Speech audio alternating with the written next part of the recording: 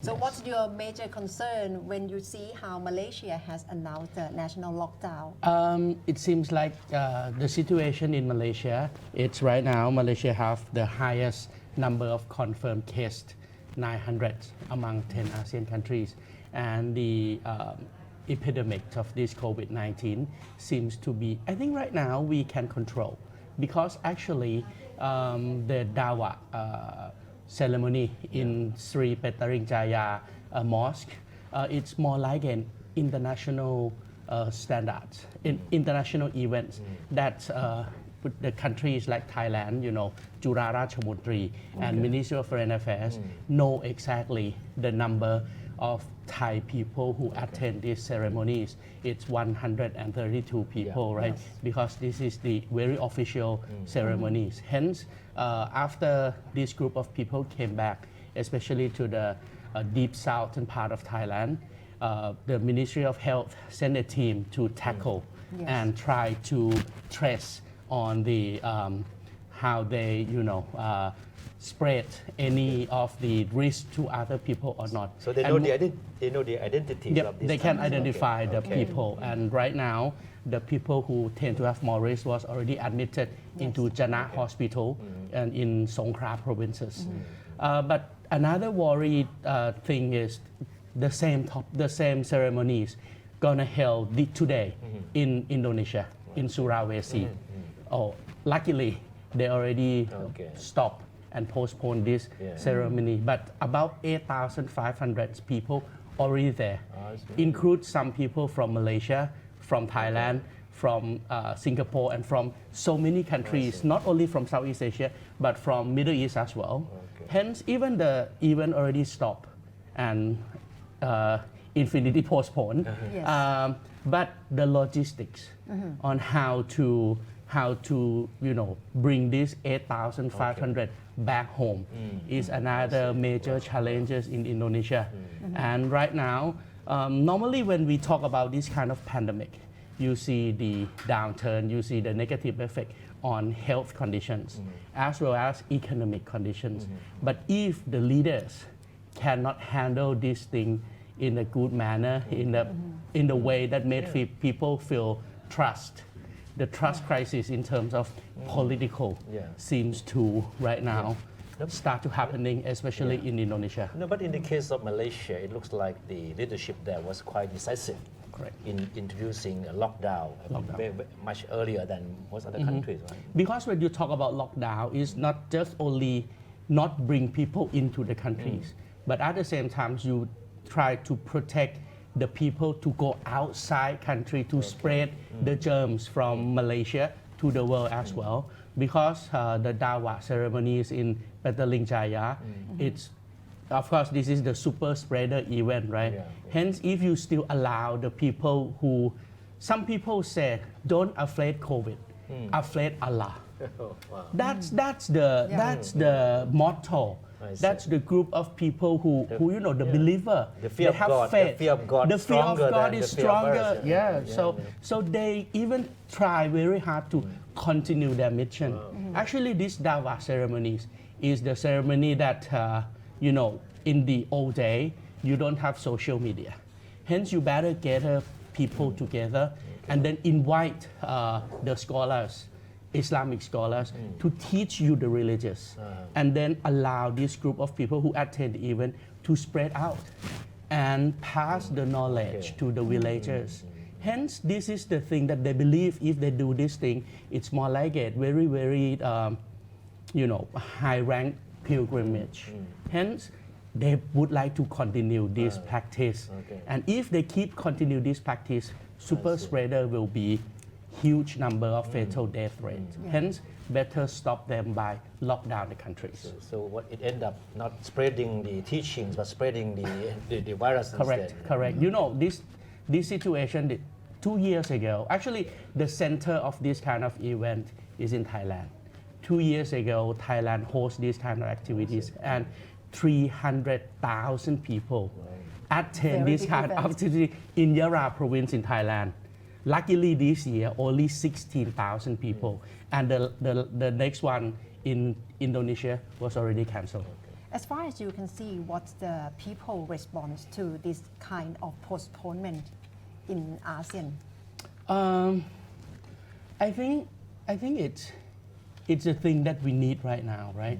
We need to protect themselves. Right now in Indonesia, in Malaysia, they postpone so many events because social distance is the best way to protect everybody from COVID-19, right?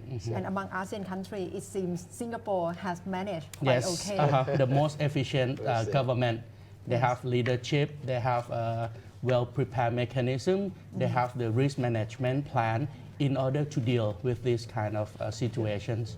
But right now, I think the most worried countries in Southeast Asia are two countries, Myanmar and Timor-Leste. Even Timor-Leste is not in ASEAN. Why? Because so far we don't have any number on the situations of new cases or death rate or anything from these two countries. And of course, the level of development in Timor-Leste is quite lag behind compared to other Southeast Asian countries. And in Malaysia and in Myanmar, of course, the facility is not enough. Hence, I believe there's some cases in Myanmar already, but we still don't know. Even you see the worldometers, right? Everybody look into that website, worldometers. You don't see the number of cases in Laos, in Timor-Leste, and in Myanmar. But from Laos, I still get a report from the Department of Health from Laos, PDR, that show right now the situation in Laos is they have 79 confirmed cases of COVID-19. I think in Myanmar, I think there is certainly a question of transparency of information, right? Correct. And how the authorities are dealing with the situation. And they don't have the people, they don't have facility, they don't have budget to do this kind of thing. Now, in Malaysia, it's quite interesting because I have been reading these news about the effectiveness of the lockdown there. And the defense minister today admitted that the enforcement of the lockdown, especially the part concerning the prohibition of people on the street, hasn't been very effective. No. It's only 60% effective. It's ASEAN style. You cannot just lock down the people, right? It's also happened in European country as well. They still have freedom to go anywhere they like they just, okay, I notice you to go home. But at the end of the day, if they still, okay, I would like to go to that place, you cannot stop them. Unlike in China, right? When the authorities seems to have more power. Lockdown is lockdown. And of course, not only because of the authorities, but also because of the help of technology as well, right? They have this system of CCTV with so many technologies to control the situations. You know, the Straits Times of Malaysia, the newspaper there, they have compiled a series of excuses used by Malaysians who are found on the street. Some said they need to go out to pick up their girlfriends. Some said they need to go out and buy things like that. Correct. And even the 300,000 people who have to travel to Singapore from Johor Bahru every day, they still allow people to travel, right? Because if they don't allow, there will be a rally, there will be a riot that happen, there will be the chaos. From the situation, how do you see ASEAN community interrelated? But aren't ASEAN supposed to have a unit that coordinates the work? Right now we already established. Okay, I can say better late than nothing. Okay. The COVID-19 was already outbreak since the very first week of January, right? But we take about two months in order to start to realize something. Actually, the coordinator for Ministry of Health and senior officials in health meeting is Cambodia. And Cambodia started the process on the 13th of March, which is quite lag behind. But at least now we get something. Today, if ASEAN citizen open the website of ASEAN.org, you will see a special icon. This special icon, so-called ASEAN Health Efforts on COVID-19. It will appear on the right-hand side of the screen. And who run this website? Malaysia, it's the people who run this website. This website, so-called ASEAN Emergency Operations Center Network for Public Health Emergency. That one. Okay. In the short name, ASEAN EOC Network. Okay. ASEAN EOC network is the corporations not only among 10 ASEAN member states, but with plus 3, China, Korea, and Japan. This is a very, very good news, right? Because these 3 countries seems to do a very, very good performance in order to contain and control the situations of COVID-19 outbreaks. And Cambodia is the countries who coordinate with these 3 countries. Malaysia is the center and coordinate for this EOC network. Thailand do the job of ASEAN Plus T field epidemiology training networks. Hence, during this time, another thing that we need the most is manpower. Manpower to go to so many places in order to gather all the data in terms of epidemiologies, right? Hence, we are going to start training field people in order to tackle all the situations from everywhere in Southeast Asia. And then Philippines with Canada government and the private sector called Blue Dots. They are going to build, not they are going, they did already release this thing. This system so-called ABVN. ABVN stands for ASEAN Biodiaspora Virtual Center. This virtual center gather all data from 10 ASEAN countries. The data ranging from number of cases, demographic data, the densities of people, the movement of people, travel by air, travel by land connectivities and everything, and then use artificial intelligence in order to do the big data analytics. And this big data analytics will give us ASEAN 10 countries the risk assessment reports on daily basis. So it seems normally from the situation, ASEAN have all the mechanism to Correct. promote closer cooperation. Right, because we think about this kind of risk since the year 2018, the year 2019, and we come up with the systems. Actually, the main system called ASEAN One Response, where we set up the center to act as a 10 countries to deal with the problem that borderless, that's no citizenship like this time, COVID-19 virus never have passports. And it will be better if both sides of the borders share these responsibilities in order to control the situations together. So better late than nothing. But in the case of Thailand, how can we benefit and also contribute to this joint effort? Like I told you earlier, we are the center. We are the coordinator who coordinate with China, Japan, and Korea in order to train the field medical people to do the job in the field, right? In the front, in the frontier, the front line. Hence, right now, I think Siriraj Hospital with PTT and Siam Commercial Bank come up with the made in Thailand screening set for COVID-19 test kit, right? With a very, very low cost, 475 baht, right? Hence, if Thai government put in some more budget and encourage the producer to help each other produce these test kits, with the economy of scale power, the price will go down, right? So we can produce, let's say, 100 or 200,000 this test kit and distribute it to not only Thailand, but the 10 ASEAN countries. But you have kids, but you also need manpower as well. That's true. In order to create this manpower, like I told you, Thailand is the coordinate with +3 in order to train field staff. This is the thing that will help with the test kit in order to gather the, I can say, risk assessments, right? To get the number of how many people who get infected by this COVID-19. Because with this number, it will help us plan for the next move. Of course, at this stage, I think it's better to encourage the students, I mean university students from faculty of medical school, from medical school, from nurse school, from vet school, from dentist, from science, because this is the group of people who get used to how to use laboratory kits, right? Hence, if we train them in the field of epidemiology, plus how to use these kits, then we have a huge number of volunteers who can do this job.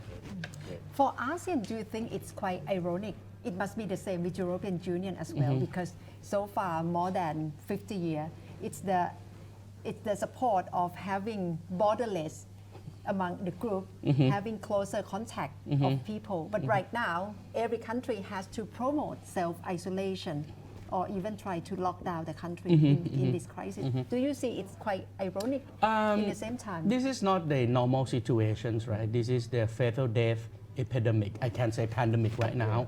Hence, everybody have the right to protect their own people. And of course, ASEAN will not think this is the thing that block our corporations. This is the thing that you need in order to protect your own people. And ASEAN always respect to this, in internal or domestic affairs. We don't intervene our neighborhood affairs. Right. Hence, it's up to you, right? And another thing that related to this system as well, the situations not in ASEAN countries, but in our neighborhood countries, in Bangladesh, in Cox's Bazar.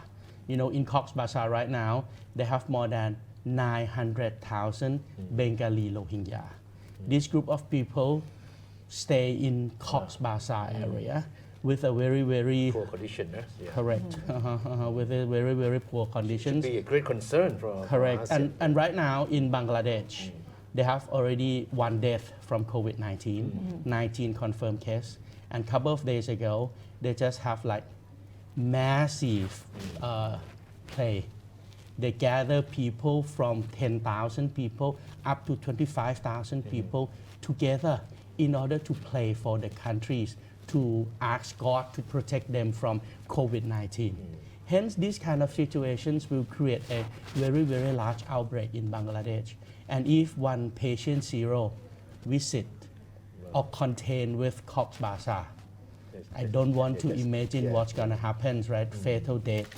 It's very, very near to. Actually, we cannot say they are Myanmar people, but at least they are ASEAN people. Hence, we have ASEAN, we call it AHA Center. AHA stands for ASEAN Humanitarian Assistance Center. We have ASEAN Military Medicine. We have ASEAN One Response Mechanism.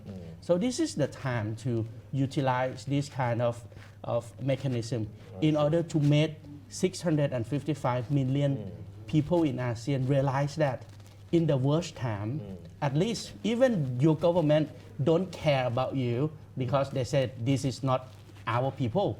But as long as you are ASEAN people, we help them. You have looked around the region and see how other ASEAN countries are managing the situation, right? And when you look back at Thailand, how do you think we are managing? Getting better. Another times to say like better late than nothing, right? Right. It seems right now, especially the Prime Minister leans toward the good directions in order to It was a bit contain. confusing, right, at the beginning. At the very, very beginning, it seems like there's the blockage between the group of medical doctor who work very, very hard and very, very well prepared in order to help us save from this COVID-19, and the Prime Minister, who also, I think he have a very, very good intentions in order to help suiting or bettering these situations. But there's some kind of block. Maybe the government system, the bureaucratic system, or maybe the politician blocks or something.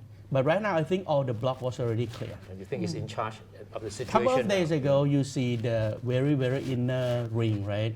That have like lots of medical professor, the top-rated top-rated professor of the professor, right? Talk to the Prime Minister. I would like very much to see this event, but not only with a medical doctor.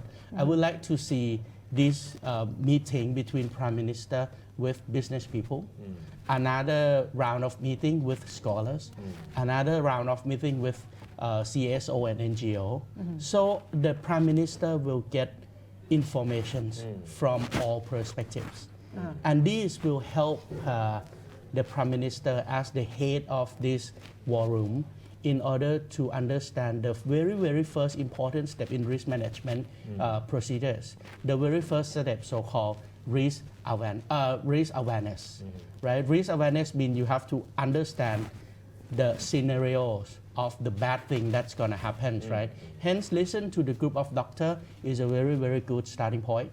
But you also need to listen from people, from CSO, from NGO, from scholars, from business people, from business communities. And then the second step of risk management procedures is risk assessments. Currently, the Department of Disease Control already published the reports on what's going to happen when Thailand entering into phase 3 of the COVID-19, right? These reports tell us everything about when we are going to entering into this third phase. And if the third phase did happen, they have 3 scenarios. Each scenario have good thing and bad thing inside it, right? Start from the worst case scenarios to the best case scenarios. Hence, the Prime Minister need this kind of reports with the test kit, right? Because the success stories in Korea, in Taiwan, in China, and in Japan, they try very hard to screen. They try very hard to know the exact number of people who get infected by this virus by test everybody. The higher number you test the people, the more test the better. The more test the better, right? Hence, with the low cost test kit produced in Thailand, with the staff we are going to train, we are going to be able to analyze the risk assessment for the case of Thailand. And then it leads to the third stage. Third stage is planning. Planning is also very important, right? This is the times you need technologies. You need the help from Ministry of Ministry of Higher Education, Innovation and Science. You need the help from DE, right? Digital for Economics and Social. In order, and of course, the network of tech company in Thailand who have high-speed computers, who have laboratories, in order to help analyze this big data, gathering from the real cases that happens in all provinces in Thailand, to prepare for the best plan. And then the last step of risk management is to do the better chain of command in order to execute the plan. That's one of the biggest challenges. You're from economic department from Chulalongkorn University. So what's the economic impact that is causing by COVID-19? So far, most of the economists believed we see the worst in 1997, 1998 Asian financial crisis. In 1997, the GDP growth rates hit the -3, -4%. In 1998, the situation even worsened to hit like -7 to -9 GDP growth rates. But at that times, the mechanism in economic system was blocked, especially the financial institutions, right? We closed 58 at the first place, 58 financial institutions. Right. Hence, all the flows of economic activities was blocked. But this time, all organs, all institutions still work. Hence, we expect the negative growth rates, but not that worse. Cannot compare to 1997 Asian financial crisis. You still believe that this time I still could be believe better? it, and of course, I think right now Thai people already aware, right?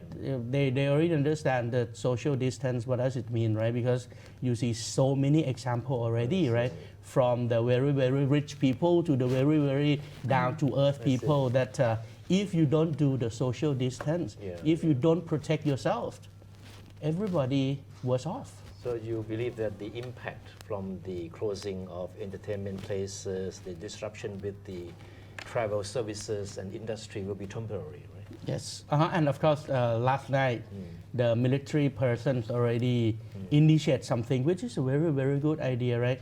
They start disinfections, the whole cities. And this is the very good starting point to, I think this is more not only hygienic measures, but it's also considered as a trust building process as well, that we still have something that we can touch upon a very, very strong institutions that, stand up and fight against this war. Yes, the opportunity arise with crisis. Of course, of Yeah, course. and when we look around the world, people may be wondering how will this COVID-19 outbreak will have impact on geopolitics. We can see how President Trump is going to change his stance on fighting, and how China is now perhaps on the path of recovery. Right, Do you think it will impact geopolitics of the world? Of course. I think it's confirmed the idea initiated by Professor Amitav Achaya from American universities. He wrote the book, he published the book so-called The End of American World Order. Normally when you see a very large disrupts, you see a rise of new superpower nations. And with the rise of new superpower nations, the old superpowers always have a conflict. And most of the times conflicts was acting out in terms of war, so-called Thucydides trap, right? But this time, we don't need war. Because the War with pandemic, COVID. because the pandemic was already proof that the leadership of, even right now, Donald Trump still keep calling this disease like Chinese virus, right? Chinese disease. This is the wrong mindset. This is the way to show not only American people, but people around the world that the leaders of your countries doesn't have any knowledge on health issues, doesn't have any idea on international relations, and still use the hate speech in a very, very bad situations at the global level.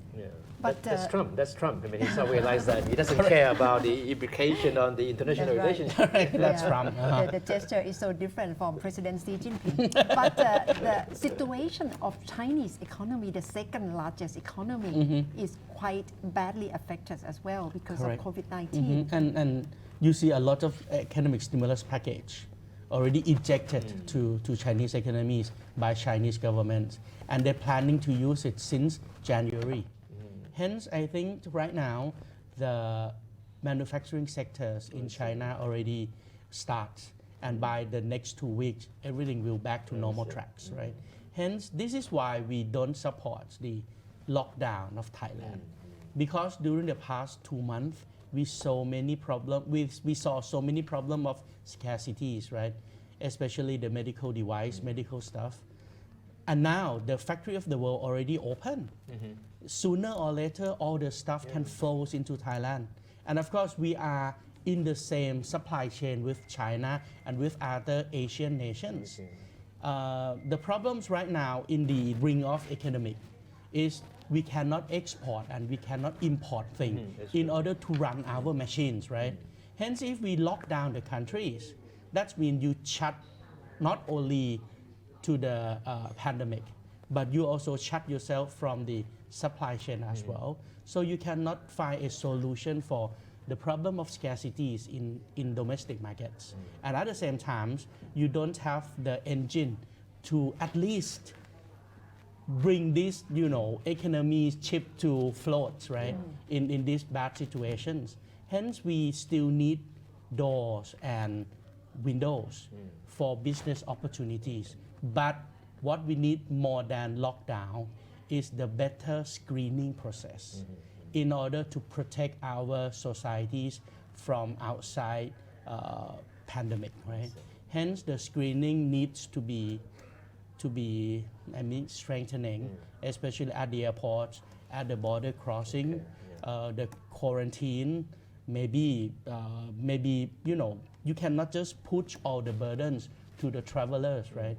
I think it's the times for Thai government in order to subsidize something, maybe cost sharing between the people who would like to travel into Thailand and Thai government. Thai government can help by maybe rent the whole hotel. Because right now hotels it's empty anyway. have like near zero occupancy rates, right? So better help them, pay them a very, very low rate just to keep them in business and use and turn that hotel into a field hospital Yeah.